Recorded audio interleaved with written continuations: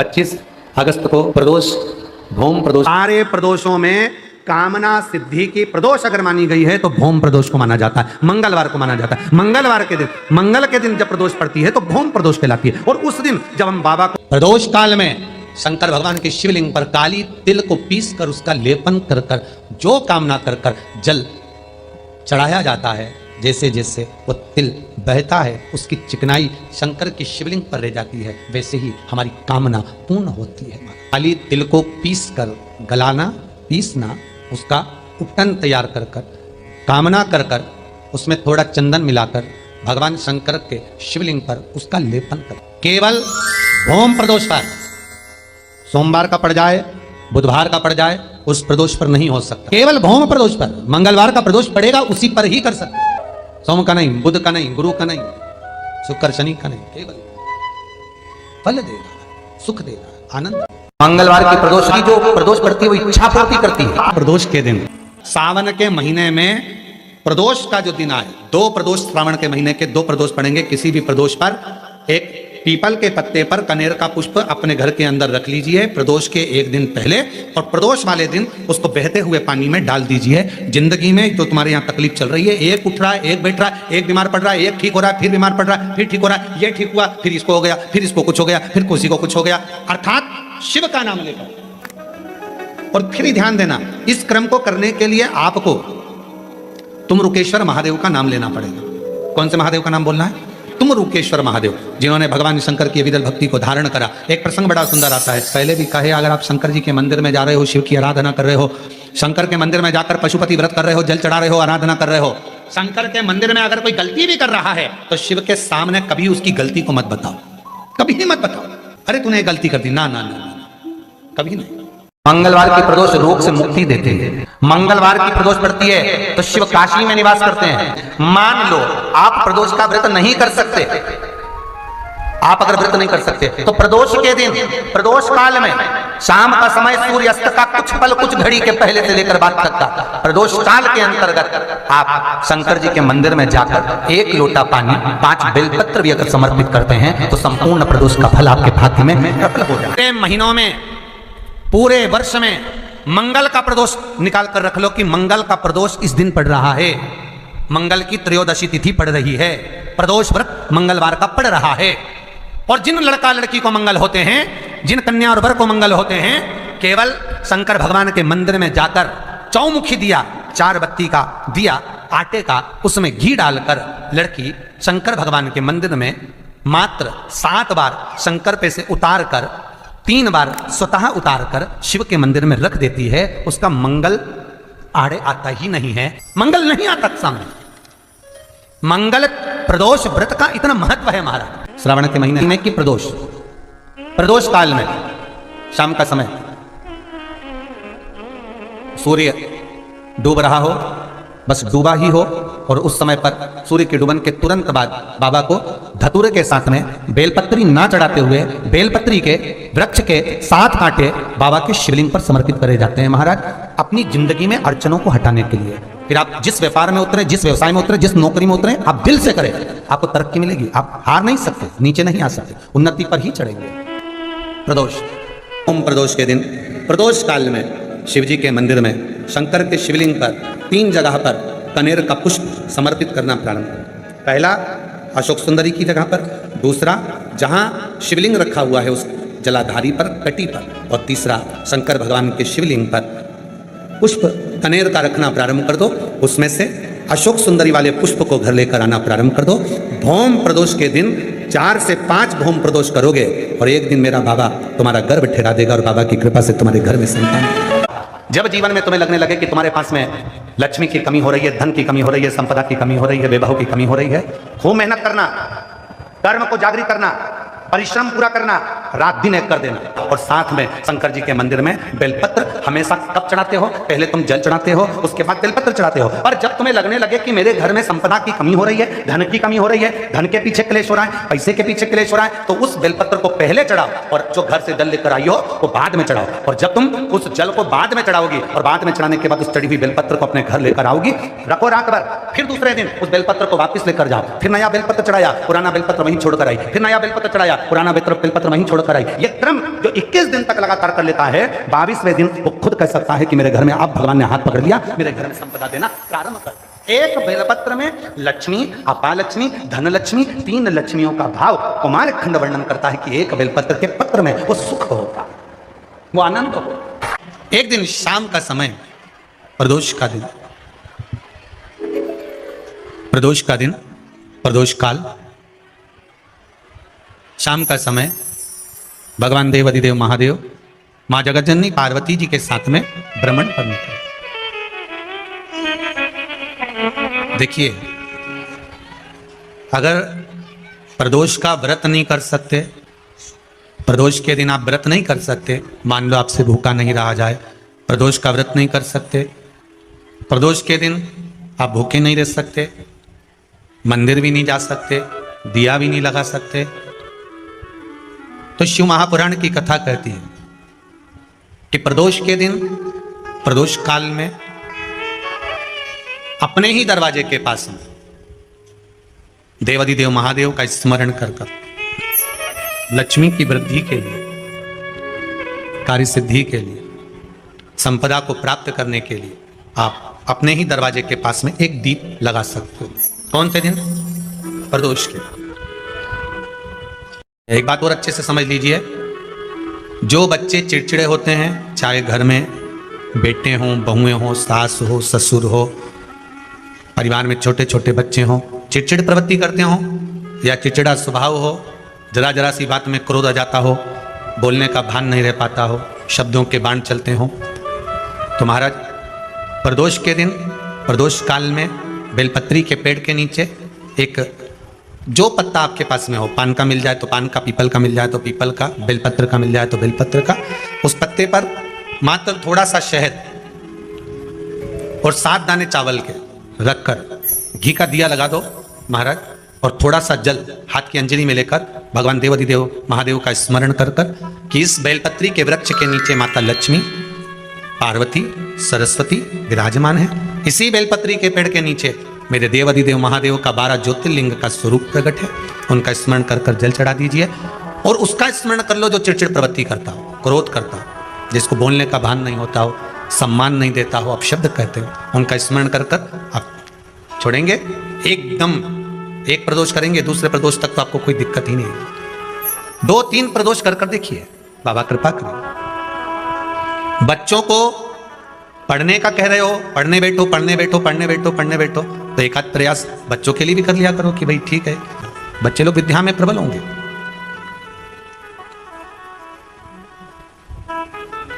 शिव उपासना का जो फल है वह 1000 गुना। पहले भी कथा में कहा, आज फिर कहते हैं,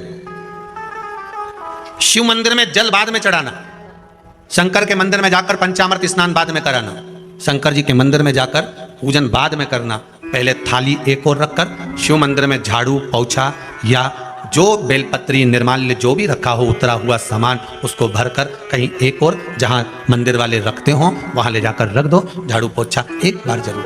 पूजन करने से पहले सबसे पहले सफाई का ध्यान रखो, और एक विश्वास रखना, आप मंदिर की सफाई नहीं कर रहे हो, फिर निवेदन करूंगा आप मंदिर की झाड़ू नहीं लगा रहे हो, आप मंदिर की सफाई नहीं कर रहे हो, आप मंदिर में पोछा नहीं लगा रहे हो, जितना हाथ आप मंदिर में फेर रहे हो सफाई के लिए, उतना आपके जीवन में जितना दुख है, जितनी तकलीफ है, जितना कष्ट है, जितनी बीमारी है, उस पर हाथ फेर रहे हो, मंदिर में नहीं फेर रहे हो। नहीं तो सारी दुनिया में जितने मंदिर हैं, सारे मंदिरों में ट्रस्टियों ने कुछ ना कुछ लगा कर रखा है, स्वीपर आता साफ करके जाता, ये आएगा सफाई कर जाएगा, पंडित जी होंगे तो बुआरी लगा देंगे, पंडित जी होंगे सफाई कर देंगे। उन्होंने तो पंडित जी को बोल के रखा कि साफ कर दो, पंडित जी करते भी हैं, पर पहला फर्ज आपका है कि आप मंदिर में आए हो तो पहले आप सफाई करो। क्यों? क्योंकि हम उसका द्वार साफ रखें। आज के समय में तो एक नियम हो गया साहब कि मंदिर में जाते हो तो मंदिर के दरवाजे पर चप्पल उतार के जाते हो, नहीं तो शास्त्र रीति तो ये कहती है कि मंदिर में भगवान सामने बैठा है तो उसके सामने चप्पल भी नहीं उतारना चाहिए। तो कई लोग कहते हैं मंदिर के अंदर थोड़ी ना उतार, हम तो जीने से भी बाहर, एकदम गेट के बाहर वहां उतार, पर सामने तो है ना, सम्मुख में तो है।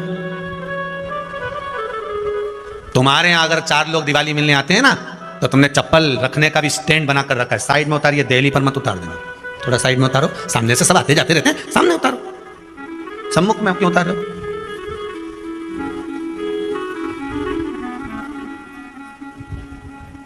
थोड़ा द्वार पे से दूर उतारिए।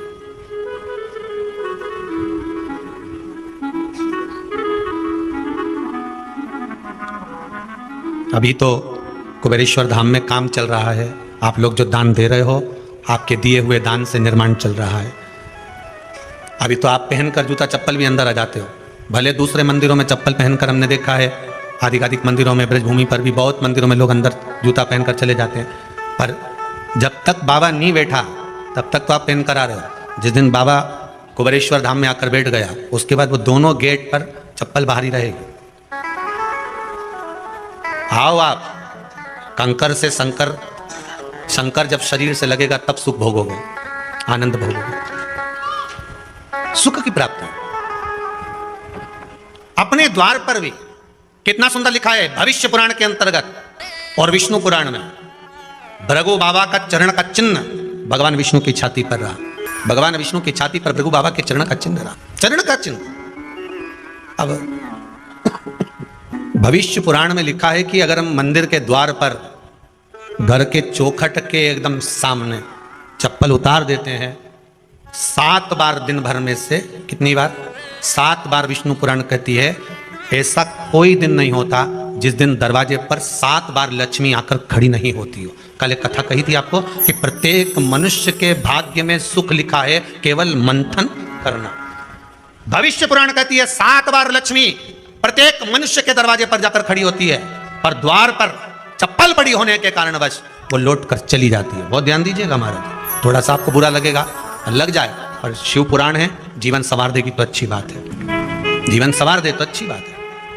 मंदिर के द्वार पर हम जब चप्पल छोड़ते हैं, जिस मंदिर की चौखट पर चप्पल छोड़ी है, आप जितनी देर आराधना में लगे रहते हैं उतनी देर तक आपकी चप्पल पर जितने लोग लांग कर जाते हैं, जितने लोग लांग कर प्रवेश करते हैं, उसका भी दुख आपके भाग्य में आता चले जाता है। ध्यान दीजिएगा जरा, चप्पल का भविष्य पुराण में पढ़िएगा कभी की पादुका का महत्व क्या है, पादुका किस ओर उतारना चाहिए, पादुका को कहाँ रखना चाहिए, किस जगह पर बुआरी झाड़ू को रखना चाहिए, किस जगह पर चलनी को रखना चाहिए, सुई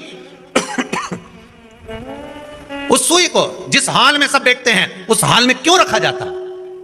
सुई तो इतनी सी है, पर जिस हाल में सब बैठते हैं उस हाल में ना तो झाड़ू रखते हैं, उस हाल में ना चलनी रखते हैं। भैया क्यों नहीं रखते? कारण क्या है कि जिस हाल में सब बैठकर बात करें, आवक जावक की बात हो, व्यापार की बात हो, लक्ष्मी की बात हो, प्रेम स्नेह की बात हो, आपस में बैठकर सब चर्चा कर रहे हो, अगर वहां छलनी होगी, झाड़ू होगी, तो बैठे बैठे बात करने में विवाद चालू हो जाएगा। 15-20 मिनट तुमने बहुत प्रेम की बात करी, अच्छे से बात करी, पति पत्नी बहुत प्रेम की बात कर रहे थे, मालूम पड़े बात करते करते से कब झगड़ा उत्पन्न हो जाए तो समझ में नहीं आया। हमारी बहू को क्या हो जाता है, बैठे बैठे बात करते करते झगड़ा कर देती है, जरा सी बात में झगड़ा चालू हो जाता है। कारण क्या है? जिस हाल में तुम बैठ रहे हो, जिस कमरे में तुम बैठ रहे हो, जिस हाल के अंदर सब बैठकर चर्चा करते, बात करते, चित्त करते, आपस में बैठकर सब लोग एक दूसरे के बातचीत करने बैठे हैं, आय व्यय देखने बैठे हैं, दुकान व्यापार की बात करने बैठे हैं, उस जगह पर भी झगड़े का क्रम कहां से आ गया? एक ना एक का मुंह क्यों फूल गया? कारण क्या था? कोई बात टेंशन क्यों आ रहा है? मतलब उस हाल में या तो चलनी रखी है या झाड़ू रखी है, भले तुमने सोफे के नीचे फंसा दिया, भले तुमने पीछे फंसा दिया, पर पड़ी जरूर है, रखी जरूर है, कहीं ना कहीं पड़ी होगी।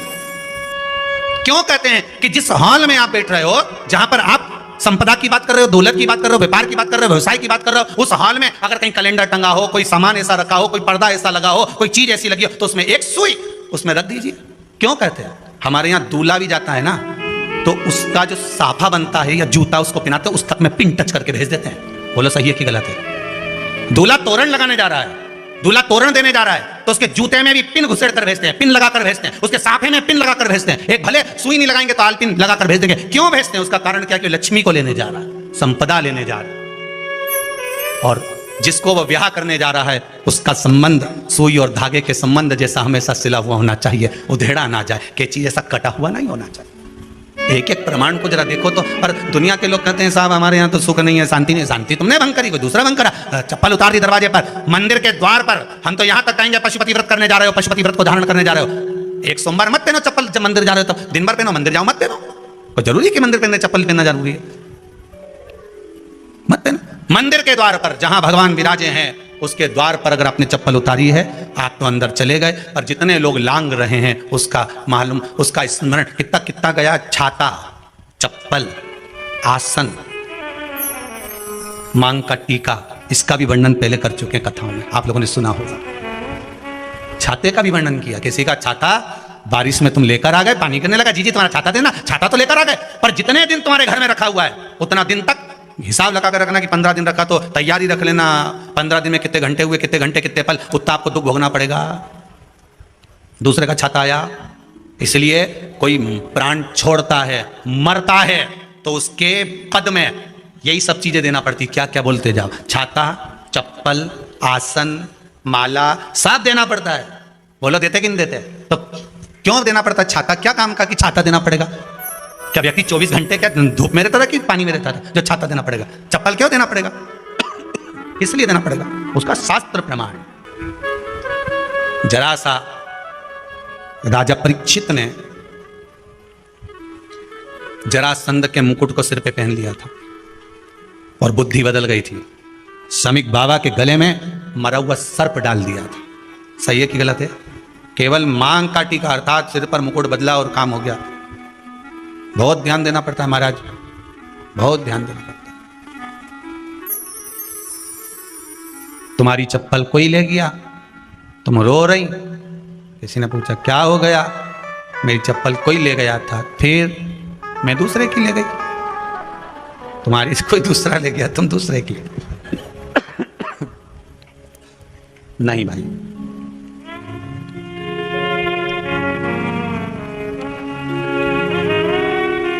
उसको प्राप्त करने के बहुत तरीके हैं।